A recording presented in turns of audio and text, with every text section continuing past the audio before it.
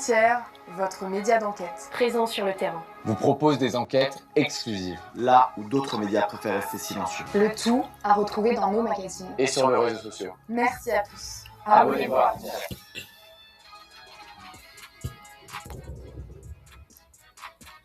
Bonjour à tous, émission spéciale aujourd'hui sur un sujet brûlant, la censure dans les médias, la mainmise du service public sur les narratifs de certains récits, l'état réel de la liberté d'information en France. On parlera aussi de la survie et de l'indépendance de certains médias comme Frontières évidemment et du rôle essentiel que nous pouvons jouer. Pour m'accompagner aujourd'hui, j'accueille notre rédacteur en chef Jules Laurent. Bonjour Jules. Bonjour Guillaume. Ravi de t'accueillir aujourd'hui. Et Lauriane Bernard, journaliste à Frontières. Bonjour Lauriane. Salut Guillaume.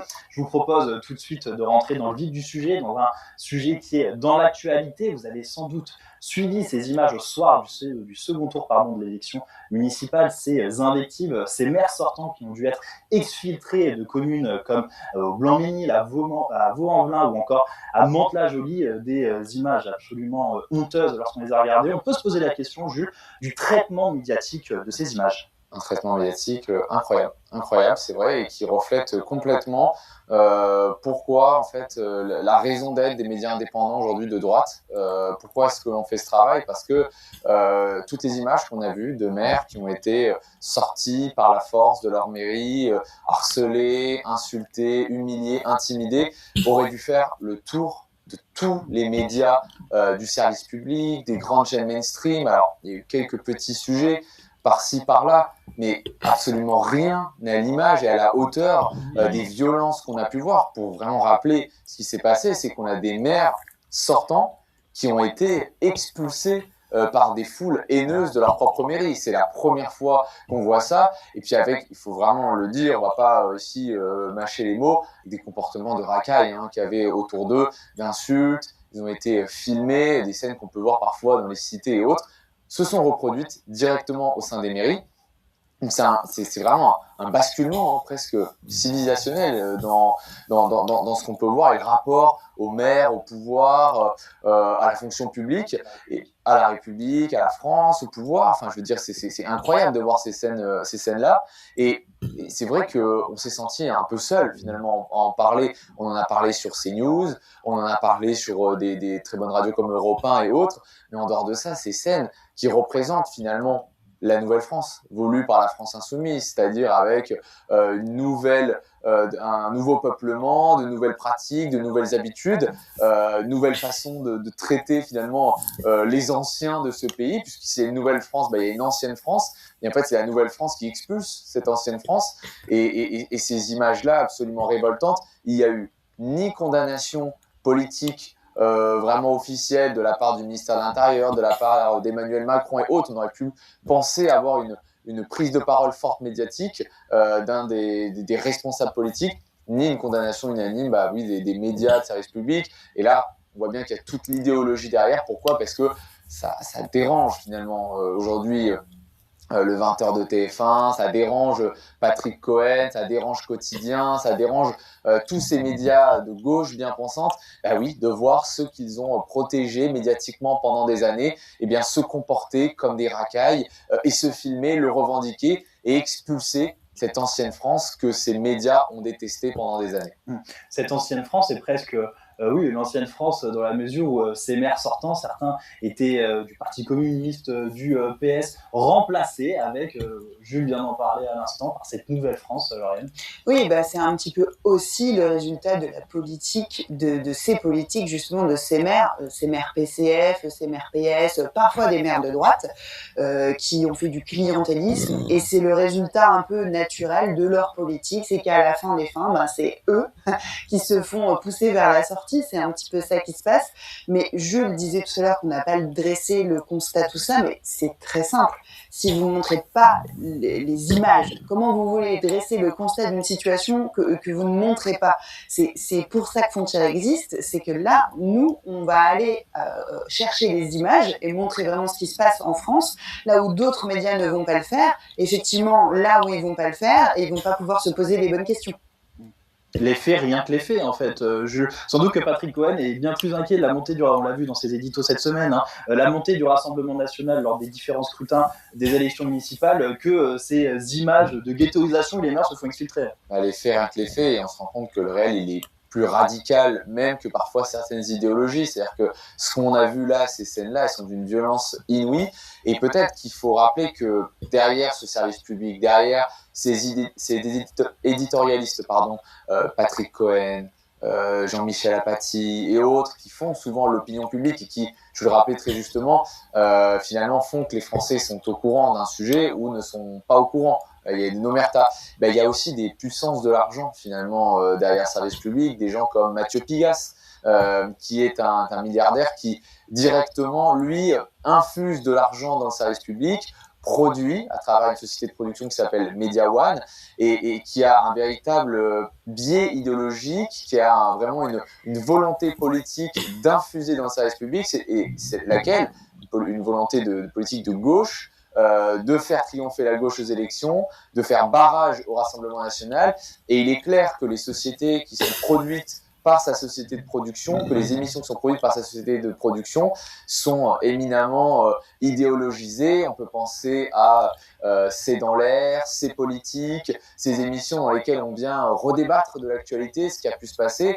Et bien en fait, on voit la teneur des invités qui sont majoritairement de gauche, on voit que les partis de droite nationale ne sont jamais représentés, ou du moins les personnes affiliées ont la même tendance. On voit que les débats sont toujours orientés vers certains sujets et omettent de parler de certaines réalités qui dérangent. Et donc, finalement, il y a une omerta qui est aussi faite par le fait que ce service public, il est directement infiltré par l'extrême gauche au sein des journalistes et au sein aussi des sociétés qui produisent et qui infusent de l'argent. Donc, derrière ça, ça crée un véritable tabou médiatique. Et c'est vrai que nous, on est dans une sorte de bulle dans laquelle on se dit mais c'est vrai que ces sujets-là, comment les Français ne s'en emparent pas, c'est extrêmement grave. Mais en fait, une grande partie des Français, ils sont tout simplement pas au courant et ils sont en train de comprendre ce qui se passe au fur et à mesure que ça arrive chez eux. Mais pour autant, il faudrait que les médias s'en emparent d'autant plus. Et tu te rappelles, on en parlait la dernière fois dans la dernière émission, quand on avait parlé de la mort de Quentin, c'était la première fois que sur TF1, une grande chaîne, on voyait une image de la violence de l'extrême gauche diffusée de manière brute, non idéologisée. On voyait effectivement des gens affiliés probablement à la jeune garde qui ont été mis en cause, tabasser à mort un jeune du nom de Quentin et sans qu'il y ait un biais idéologique pour venir en fait les dédouaner de ce qu'ils ont pu faire. Et ça a été un grand changement.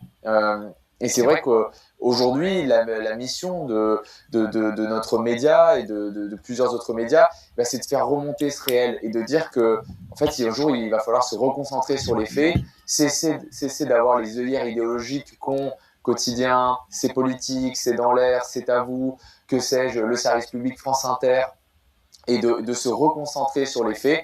Et ça permettra en fait aux Français de pouvoir se sentir légitimes dans ce qu'ils pensent.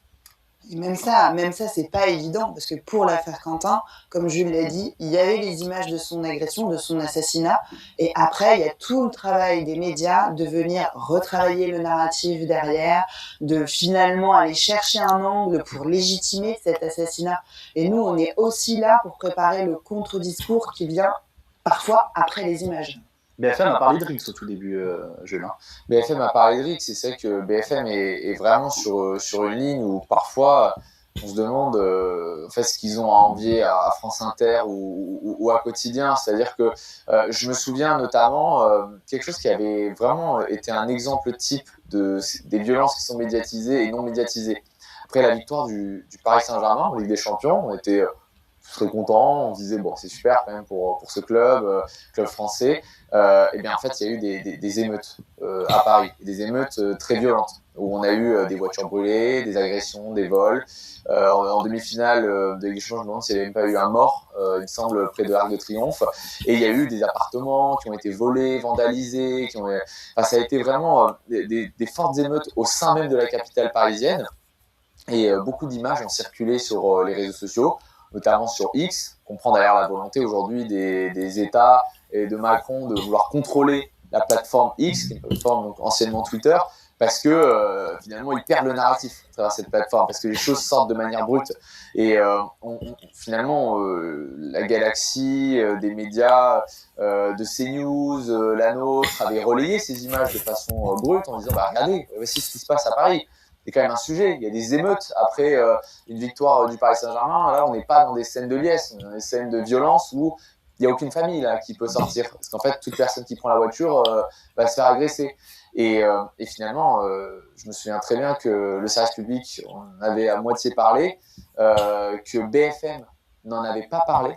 Et je me souviens de ce duplex d'un journaliste de BFM qui, entouré de manifestants, mais hostiles au duplex de BFM, en train déjà de narguer, d'intimider le journaliste, de se moquer de lui, disait devant les caméras « Tout se passe bien ici, tout se passe bien, il n'y a pas de souci ». Alors que dans le même temps, à 50 mètres de lui, il y avait des voitures qui commençaient à brûler, qu'il y avait des personnes qui commençaient à dégrader l'espace public, il y avait nous, pas très loin, il y avait eu des vitrines de magasins qui avaient été cassées, enfin, c'était incroyable. C'est-à-dire qu'on avait vraiment un journaliste qui était venu pour donner un narratif chez BFM, mais qui allait à l'opposé de tout ce qui se passait autour de lui. Et ça, franchement, je pense que les gens en ont marre. On en a marre d'avoir ces médias qui parlent de la même voix, de France Inter, qui est vraiment de gauche, jusqu'à BFM, qui n'est pas toujours de gauche, mais qui de temps en temps reprend le même narratif avec ses journalistes, et ont besoin de médias comme les nôtres, comme Frontières, comme CNews, comme d'autres, pour à un moment remettre le réel, remettre de la liberté d'expression sur les choses, et pouvoir les nommer sans avoir peur.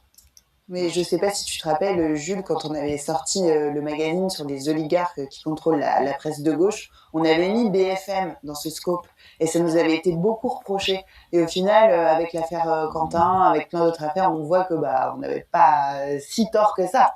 Bien sûr, c'est vrai que pareil sur l'affaire Quentin, en fait, sur les questions de police-justice, c'est un BFM. Oui, il y a une volonté d'imprimer un narratif idéologique très fort, assumé. Des journalistes comme Paul Conge et autres qui en permanence vont prendre le narratif des antifas. Mais c'est systématique. Et donc, le rôle d'un média indépendant comme le nôtre, c'est derrière, en fait, d'aller décrypter ce qui peut être dit, parce qu'ils ont évidemment plus de puissance, en fait, sur le narratif dès le départ. Et nous, d'aller dire, en fait, non, c'est plus complexe que ça. Voici les éléments pour que des médias qui soient sincères et honnêtes vis-à-vis de l'information puissent s'en emparer et puissent dire, ouais, en fait, ce qu'a dit BFM, c'est pas vrai. C'est pas vrai, c'était pas aussi simple, c'est pas BFM par exemple qui à la fin a mis simplement l'accent sur Quentin est un néo-nazi, Quentin et autres. Non, pardonnez-moi, mais en fait le sujet c'est pas ça. Le sujet c'est que Quentin a été tué par des militants d'extrême gauche. Le sujet c'est que Quentin est une victime des violences d'extrême gauche. C'est pas savoir quel tweet a mis Quentin et quand bien même. C'est pas le sujet. C'est-à-dire que Est-ce que ça demande quand même un certain courage pour le français moyen, Lauriane et Jules, qui a l'habitude d'être nourri de l'information par le service public, par BFM, tout simplement de pousser, d'aller sur des médias comme le nôtre, d'aller acheter des magazines, de se renseigner sur Internet, de cliquer sur notre chaîne YouTube, d'aller cliquer sur notre site Internet. On a une population qui est de plus en plus âgée. Est-ce qu'il faut, au-delà d'un courage presque manuel, j'allais dire, un courage politique pour essayer de dépasser ces carcans des médias mainstream, Lauriane ? Oui, déjà, je pense que pour les Français, ça demande un certain courage déjà de dire qu'on lit Frontières, qu'on est d'accord avec la ligne éditoriale de Frontières et qu'ils n'osent pas forcément le faire, l'assumer. Ça, c'est certain. Mais je pense que nous aussi, on est là pour montrer la qualité de notre travail, la légitimité de notre travail. À un moment, les gens doivent savoir que quand ils lisent nos magazines, quand ils consomment notre contenu, regardent nos contenus, ils vont aussi trouver une information de qualité. Donc, c'est aussi à nous de prouver aux Français que notre média est un média de référence, et on y travaille tous les jours d'ailleurs. Mais oui, au niveau de nos lecteurs, de nos abonnés, je pense que ça peut être difficile de l'assumer, tout simplement parce on porte le contre-discours et que ça, en société, c'est difficile à assumer. Et nous, en travaillant chez Frontières, on en sait quelque chose. Voilà. Mais ce qui est sûr, c'est que de toute façon, le rôle de notre média, depuis le début, c'est d'apporter des faits. Donc, en fait, on a à rougir de rien parce que tout ce qu'on donne, tout ce qu'on avance, bah, c'est des faits. En fait, personne nous débunk, personne fait des débunkages de frontières, personne dit Frontière a fait une fake news dans nos magazines et autres. Il y a personne qui va dire que ce qu'on a dit c'est faux. La seule chose qu'ils tentent de faire, c'est de nous attaquer nous anonymènes en fait en disant ouais t'es le journaliste, n'est pas un journaliste, c'est un militant.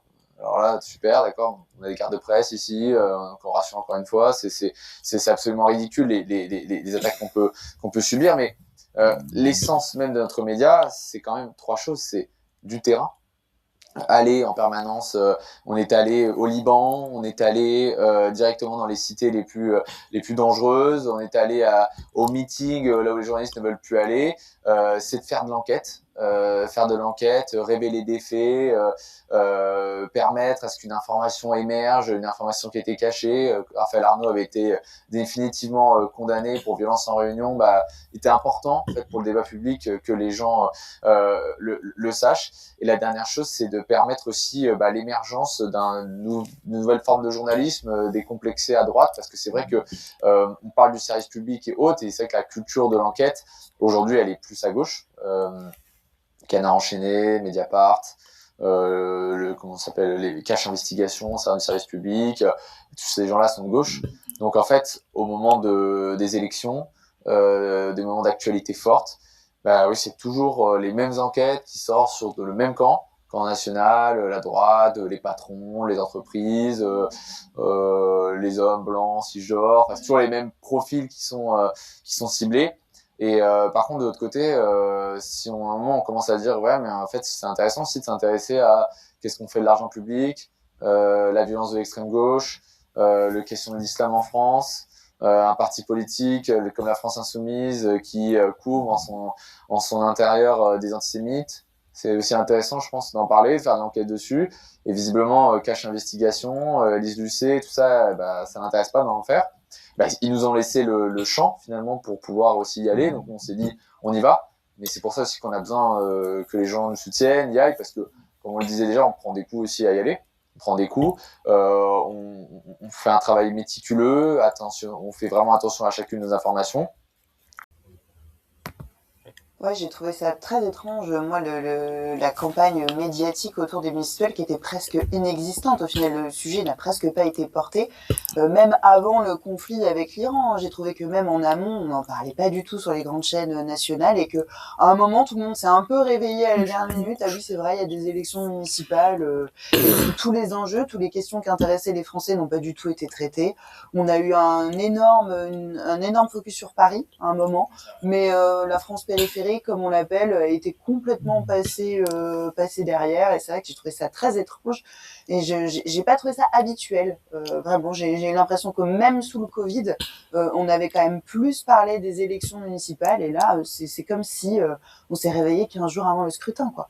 C'est le deuxième scrutin le plus important aux yeux des Français, derrière l'élection présidentielle. C'est concernant en fait ce qui se passe sur le trottoir en face de vous, dans l'école de votre enfant. Ça concerne tous les Français. Et surtout, c'est extrêmement concret. On voit quand on a le maire de Saint-Denis, Bagayoko, qui désarme sa police municipale, qui en fait aujourd'hui la police municipale a pour consigne de laisser faire les vendeurs à la sauvette, de ne pas prendre d'initiative sur les refus d'obtempérer, de ne pas aller dans les cités, de simplement patrouiller et de surtout pas créer d'exclandres, de problèmes qui pourraient entraîner des émeutes. En fait, ça veut dire quoi? Ça veut dire que le centre-ville de Saint-Denis, ça devient une zone de non-droit totale dans laquelle vous allez avoir des narcotrafiquants qui vont pouvoir avoir leur espace, leur territoire tranquillement sans être embêtés par la police municipale. Donc ça, c'est concrètement chez vous ce que vous voulez. C'est pour ça que c'est extrêmement important. Et en fait, qu'est-ce qu'on voit? En fait, ce qui va se passer, c'est que les policiers municipaux vont tout simplement aller dans des villes où il y a des maires de droite, du camp national, qui soutiennent leur police municipale, et ça va en faire des villes de plus en plus sûres. Mais presque d'un point de vue historique, on a l'impression de revenir à une certaine forme de féodalité, en fait, où on a finalement des seigneurs qui pourront protéger en fait certains endroits, des polices municipales fortes, certains endroits forts, et puis des places où on est dans des zones de non-droit. Donc c'est pour ça que cette question de la proximité avec le maire, cette question de s'engager, c'est extrêmement important. Et si on regarde en fait à froid aujourd'hui l'analyse des municipales, On a quelques victoires du Rassemblement national qui sont effectivement à noter. On a un recul des maires écolos dans les grandes villes. On a une certaine stabilité, des LR et des PS qui se maintiennent dans certaines villes. Un recul de En Marche, mais la vraie question, c'est juste l'abstention. C'est-à-dire qu'en fait, c'est surtout ça le sujet. C'est-à-dire que même les maires qui disent avoir été très bien élus au premier tour, en fait, certains, ils sont élus avec 1/10 des votants de la ville parce qu'il y a très peu de gens qui sont déplacés. Donc, ça crée aussi un sentiment de les Français s'en fichent. Les Français sont dégoûtés par cette démocratie. Et ce côté, qui ne dit mot consent. C'est-à-dire que si vous laissez dans votre ville avoir un verre PS, écolo et les filles, vous pouvez pas vous plaindre après. Vous pouvez pas vous plaindre qui va fermer le centre-ville, qui va empêcher, qui va faire avec l'argent public des espaces verts ou des projets pas du tout prioritaires.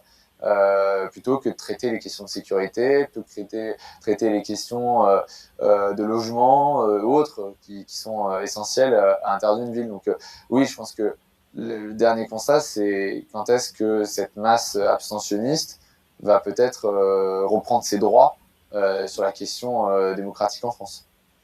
Peut-être une ouverture en guise de conclusion. Justement, on arrive à 1 an de la prochaine élection présidentielle, puisque notre émission est aujourd'hui consacrée au récit, à la mainmise des médias. Mon cher Jules, peut-être, est-ce qu'il y aura un choix des médias, un choix de candidat, ce qu'on appelle le candidat des médias? Et évidemment, Emmanuel Macron, l'été, lors des 2 précédents scrutins, des unes sur absolument tous les magazines, même de la presse People. Et puis, première question sur les choix du média, et deuxième question, tu l'as déjà un peu évoqué tout à l'heure, mais sur l'importance des thèmes abordés et imposés. Est-ce qu'un candidat devra imposer ces thèmes pour être élu, ou alors est-ce que les médias choisiront les thèmes? Je pense que, au vu des tendances générales, alors je mets une pièce, on est filmé, ça va être terrible, ça va être terrible, mais tout peut changer. Et vraiment, je tiens à dire qu'à l'instant T, c'est ce qui se passe, ce que je vois. Moi, je pense vraiment que pour une fois, on va se diriger vers un second tour RN et les filles.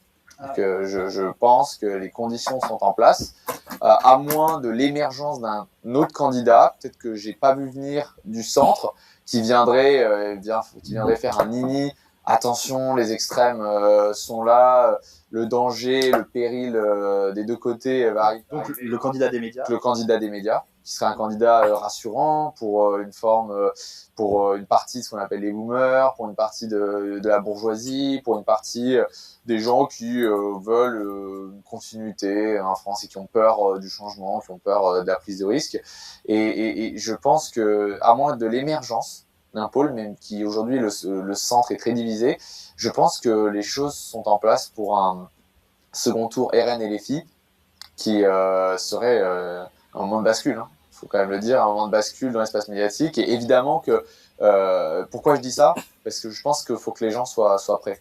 Parce qu'il faut que les gens soient prêts à ce moment qui sera peut-être un moment de bascule, et il faut qu'il y ait des médias comme les nôtres qui soient prêts aussi. C'est-à-dire qu'il faut que nous on soit suffisamment forts pour que dans un moment pareil, on soit à la hauteur de ce qui va se passer, qui sera un moment historique. Et c'est pour ça j'insiste vraiment sur le côté, on sait qu'on a beaucoup de gens qui nous soutiennent, mais honnêtement, passer la démarche de l'abonnement payant et de venir nous soutenir, ça change la donne. Ça permet à des médias comme le nôtre qui, le jour où il y a un second tour RN et les filles, ben oui, en fait, on prendra aussi notre part dans la bataille, et ne jamais oublier que souvent les gens qui votent à droite ont tendance à vouloir le gagner d'un seul coup, avec une seule force et autres. Alors qu'en fait, ce qui fait la victoire, c'est une myriade de petites victoires. C'est une myriade de révélations, de choses, d'un sens, et qui font que c'est fait une vague qui est apportée. Et ça, on pourra le faire que si on est vraiment soutenu.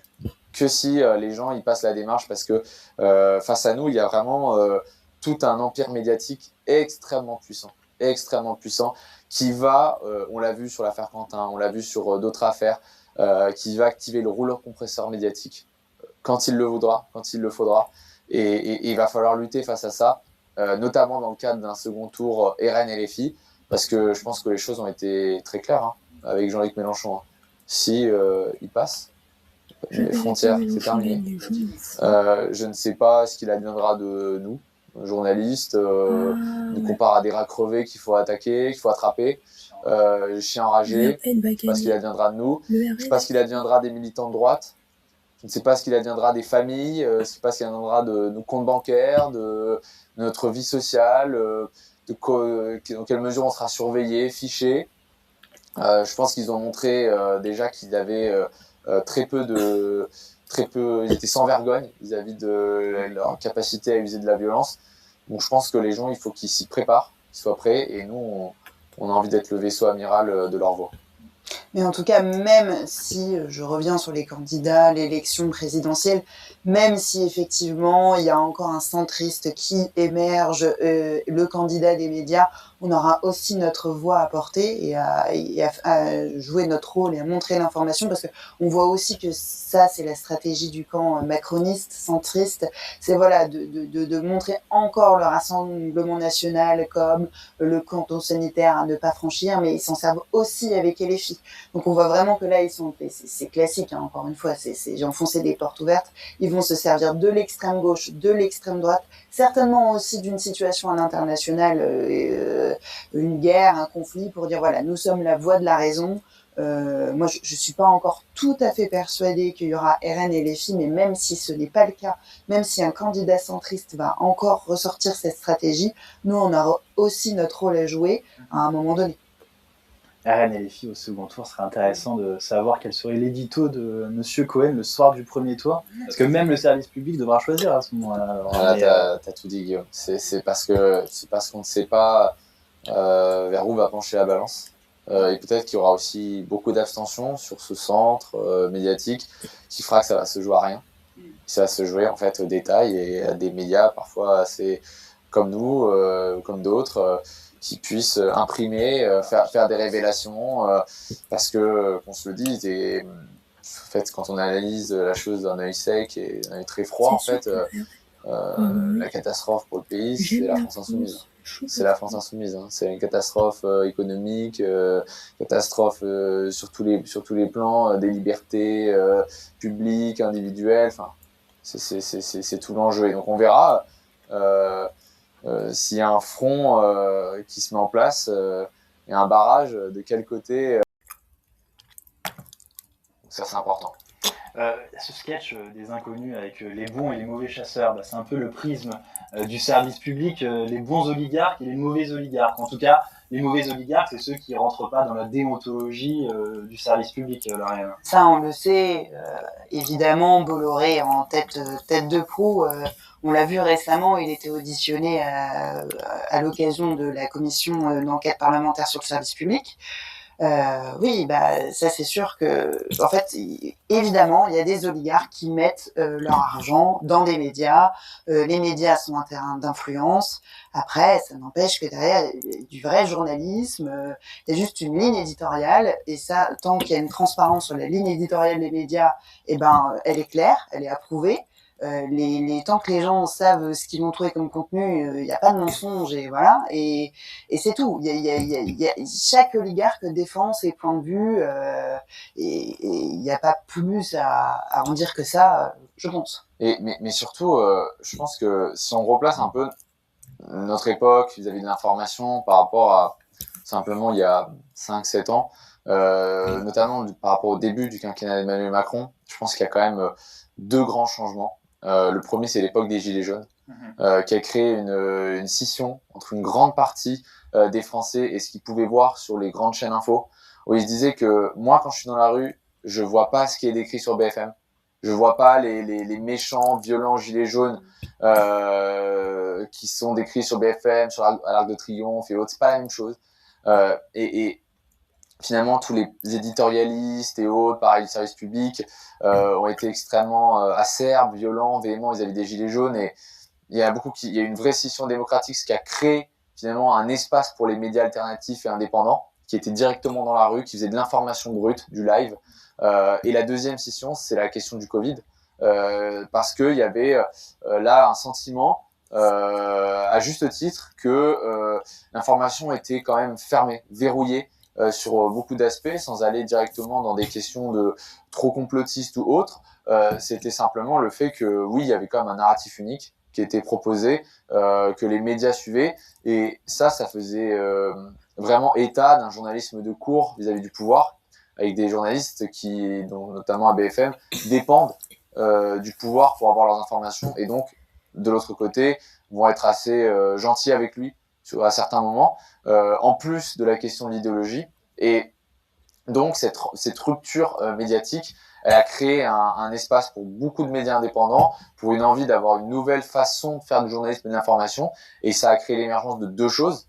Déjà des médias indépendants et alternatifs, donc qu'ils soient de droite comme de gauche, on a vu une explosion de ça, ce qui crée chez Emmanuel Macron une envie de reprise, de contrôle sur ces médias alternatifs, et donc une envie de censure vis-à-vis d'eux, et également la possibilité d'avoir un espace même capitalistique pour développer des espaces de liberté d'expression. C'est la question de X, par exemple, donc Twitter devenu X, qui est la même chose pour Meta, donc ce qui contrôle Facebook, Instagram, la possibilité finalement de réouvrir des algorithmes avec plus de liberté d'expression auparavant, et donc d'avoir une information qui passe de ce qui était avant les réseaux sociaux aujourd'hui aux médias sociaux. En fait, les réseaux sociaux sont devenus directement un espace médiatique sur lequel les gens s'informent de manière brute, et vont faire directement leur tri dans l'information.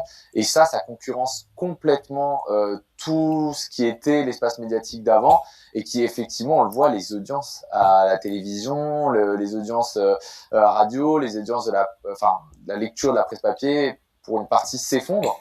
Parce que en fait, les gens sont en demande d'informations plus brutes, plus simples, plus rapides, et parfois avec des médias qui affichent beaucoup plus la couleur sur ce qu'ils sont, vont être dans une démarche beaucoup plus honnête, vont pas prétendre être neutres, ne pas avoir de parti pris, vont dire écoutez, nous sommes de gauche, nous sommes de droite, tendance libérale, tendance illibérale, mais pour autant, nous on fait un travail honnête et on vous donne un angle d'analyse de l'actualité qui va vous intéresser. Pour continuer d'échanger et pour illustrer cet échange entre nous trois, j'aimerais passer à un autre fait d'actualité.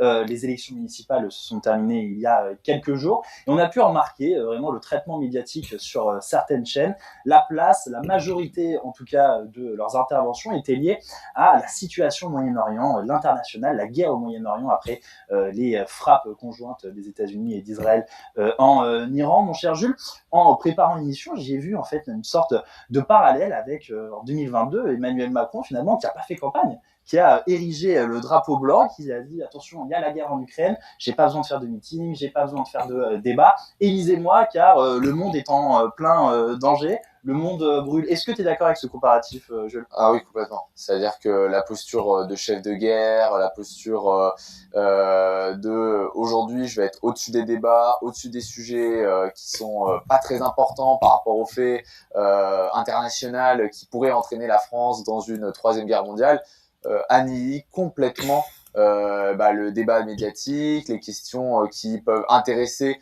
de manière très concrète les Français. Et c'est d'ailleurs un réflexe que je trouve extrêmement bourgeois dans sa façon de faire, parce qu'en fait, c'est de dire vos problèmes du quotidien, c'est pas important par rapport à ce qui se passe à l'international, c'est pas important par rapport au risque de troisième guerre